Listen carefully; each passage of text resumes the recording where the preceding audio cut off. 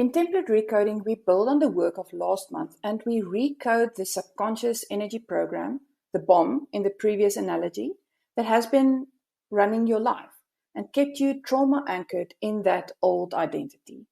Think of it as installing a new, more helpful program and then flushing that new program through your body, your energy system, your timeline, both backwards and forwards.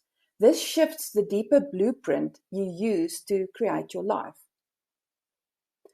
Patterns, defaults, unconscious rules get upgraded so that new outcomes feel possible.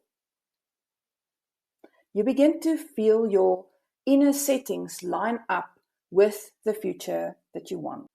You shape a future self that feels natural, grounded, and doable. Lessen resistance or friction and activate your vision to become a living map instead of a distant dream.